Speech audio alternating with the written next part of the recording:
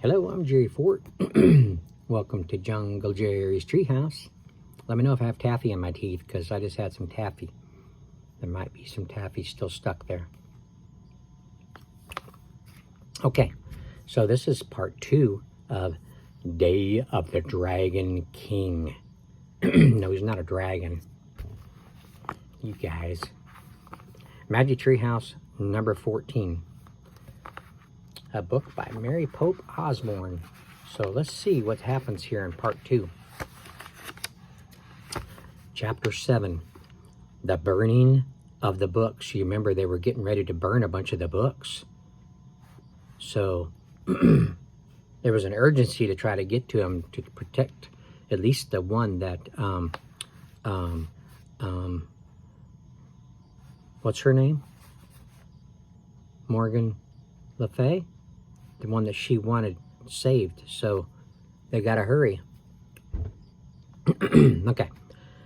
The Dragon King watched the bonfire as it blazed up toward the sky. Sounds like they already got him in there. Got some in there. Around the fire, the air was thick and wavy. Bamboo books were stacked beside the fire, waiting to be burned, so they weren't in there yet. "Hurry," said the scholar. They jumped down from the cart and joined the crowd by the bonfire.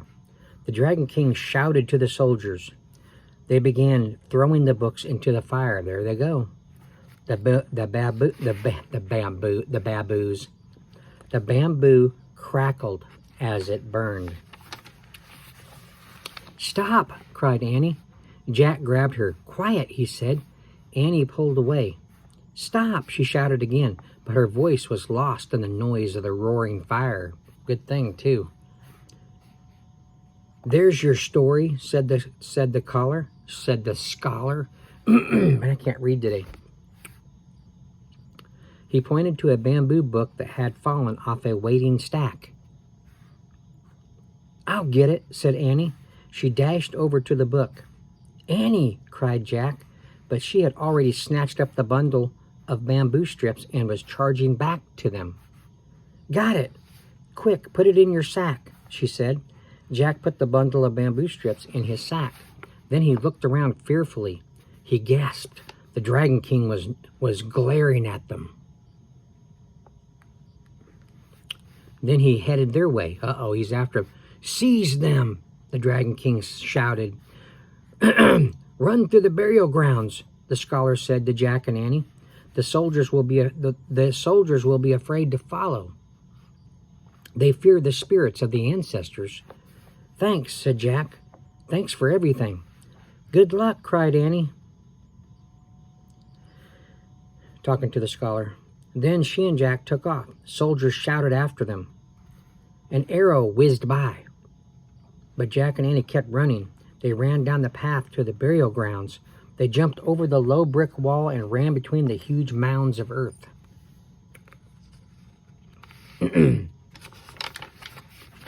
Suddenly, arrows filled the air around them. The archers were shooting from the tower.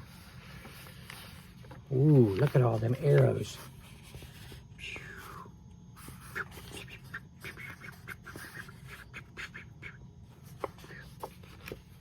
Fortunately, they're not good shots.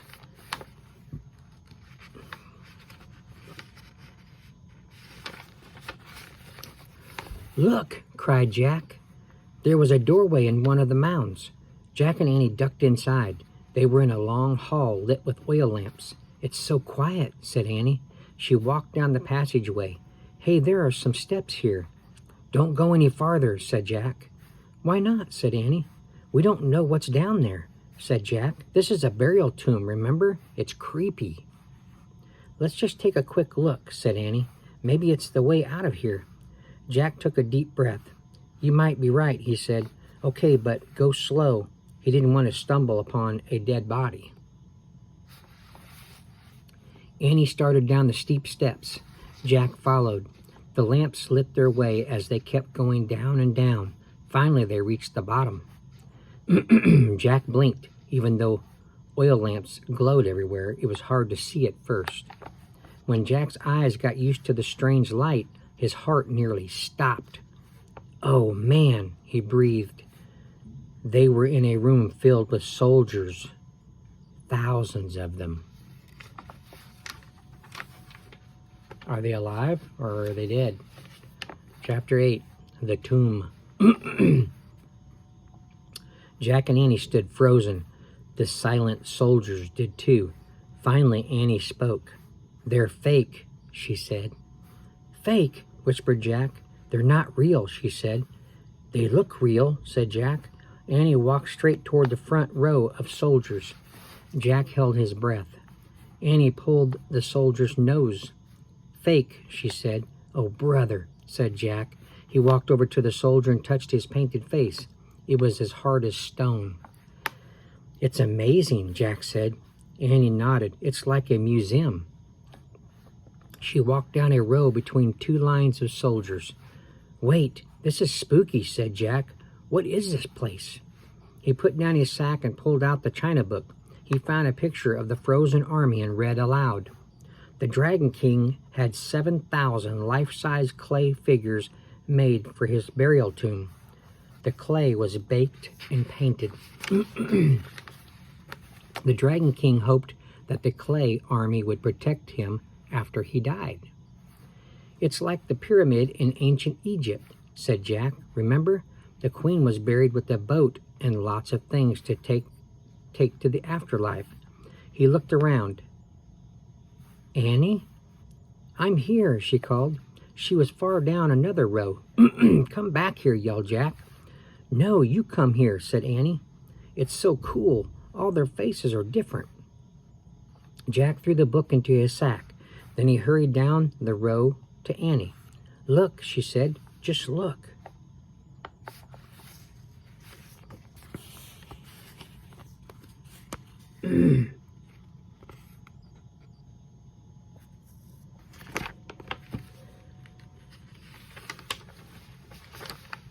In the flickering lamplight, they wandered down the rows of soldiers. No two soldiers had the same nose, the same eyes, or the same mouth. "Oh, man, no wonder so many people had to work on this tomb," said Jack. "They really did a good job," said Annie. "Yeah," said Jack. There were kneeling archers and foot soldiers dressed in red and black armor. There were real bronze swords, daggers, axes, spears, bows, and arrows. There were even life-size wooden chariots with horses. The horses looked completely real. They were different colors with white teeth and red tongues. "I have to take some notes about all of this," said Jack. He pulled out his notebook and pencil. Then, kneeling on the brick floor, he wrote, "No two faces the same, not even the horses." "Jack," said Annie, "you know what?" "What?" "I think we're lost," she said. "Lost?" Jack stood up. "We're not lost." "Yeah, then which way is out?" said Annie.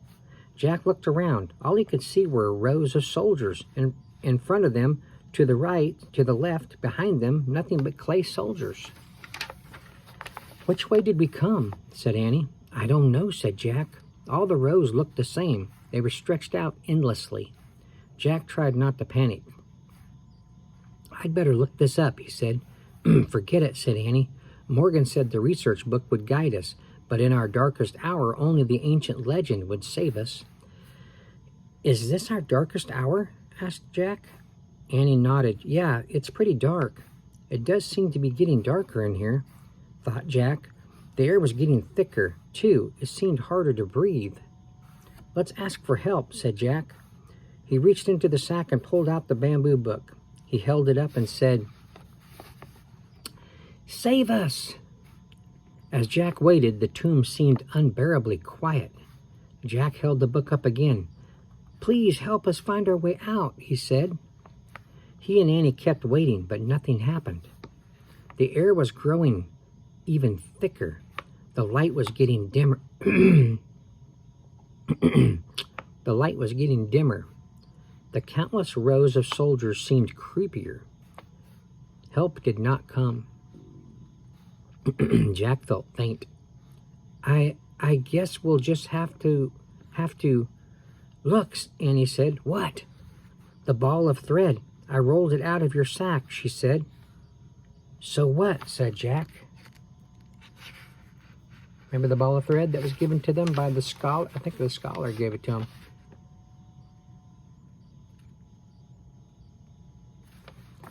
He looked at his cloth sack lying on the floor. The ball of yellow silk thread had rolled out, and it was still rolling, leaving a trail of yellow thread. So what do you do in that case? If it fell out, if the ball of thread fell out as you was going in, you have the end, and the ball of thread is back where you came in. So you follow the thread out, right? Okay. Chapter 9, The Silk Path. What's going on? Said Jack. I don't know, said Annie, but we'd better follow it. She hurried after the ball of silk thread. Jack put the bamboo book into his sack. So maybe it didn't fall out. Maybe it jumped out. And it's moving on its own. So there's some kind of supernatural stuff at work here, right? Jack put the bamboo book into his sack and took off after her. They followed the trail of thread down the row, where it turned down another row. Hey, that's impossible, said Jack. That's scientifically impossible. It's turning on its own. I told you it's magic, cried Annie. Jack couldn't believe it, but he kept following the thread. Suddenly, the trail of thread was gone. The ball had completely unrolled. Jack and Annie stood still for a moment and caught their breath. What now? Said Jack. I guess we go up those stairs, Annie said. What stairs? Said Jack. There. Jack looked through the dim light and saw the entrance to a stairway only a few feet away. Let's get out of here, he said. They ran up the stairs. At the top, they saw that they were in the hall that led to the entrance of the mound. They walked and walked and walked down the lamp-lit passage. Finally, Jack stopped. I don't remember this hall being so long, he said. Me neither, said Annie.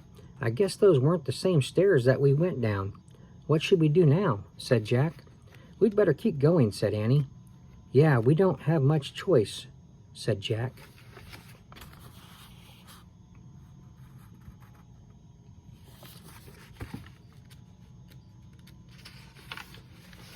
They started walking again. They rounded a corner and came to a door. Oh, great, said Annie. Wait, we don't know what's on the other side, said Jack. Go slow. Be careful. Okay, said Annie. Slowly and carefully, she opened the door. Then she peeked out. Yippee, she said softly. Annie stepped into a fading daylight. Jack stepped out after her. The sun had gone down. They were standing outside the gate of the Dragon King's palace. They could see the market not far away. The stalls were closing for the day. We're safe, said Annie. Jack breathed a huge sigh of relief. Just then, a gong sounded. Doo, doo. That sounds more like a bell than it does a gong. Doo. It was coming from the tower of the city walls. Oh man, they're going to close the gates, said Jack. He clutched his sack as they took off. They charged up the streets. They ran past the market. They ran past the rich houses, past the poor houses. Their straw shoes fell off, but Jack and Annie kept running barefoot. Just as the giant wooden gate started to close, they tore through them.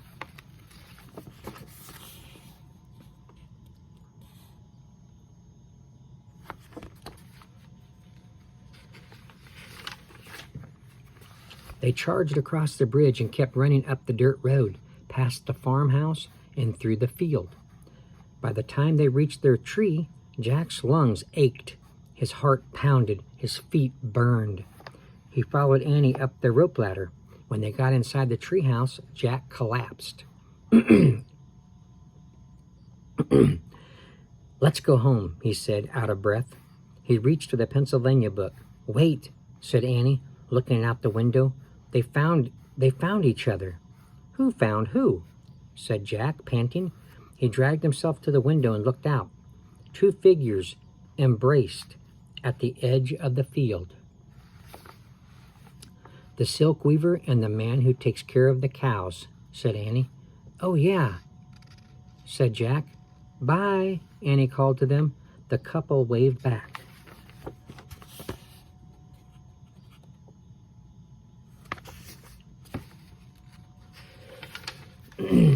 Annie sighed happily.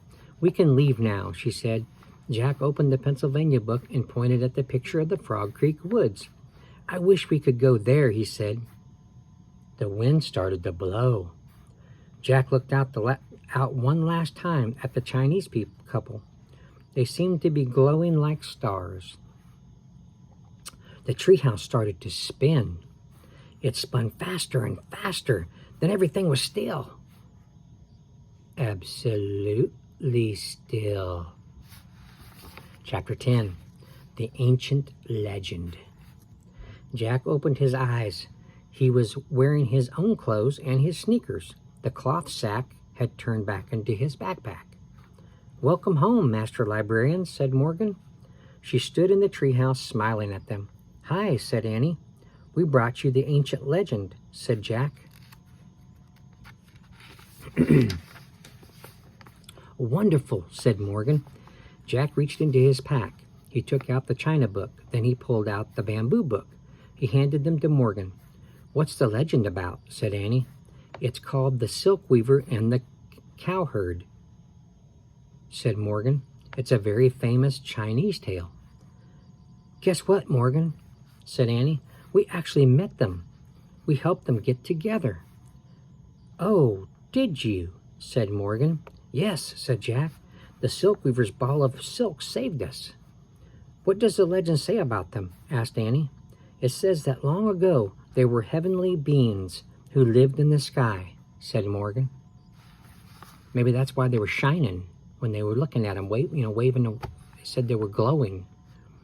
"When they came to Earth, they fell in love. That's when we met them," said Annie. "Yes, I imagine so," said Morgan. "The book you brought back tells about their happiness on Earth, but I'm afraid a later legend tells us that when they returned to the sky, the king and queen of the sky separated them by a heavenly river called the Milky Way." "Oh no," said Annie. They get back together once a year," said Morgan. "On that night, birds make a bridge in the sky over the Milky Way." Jack and Annie gazed up at the bright summer sky. "Go home now," said Morgan. "Come back 2 weeks from today. Next, you're going to find a book in the country of Ireland over 1,000 years ago."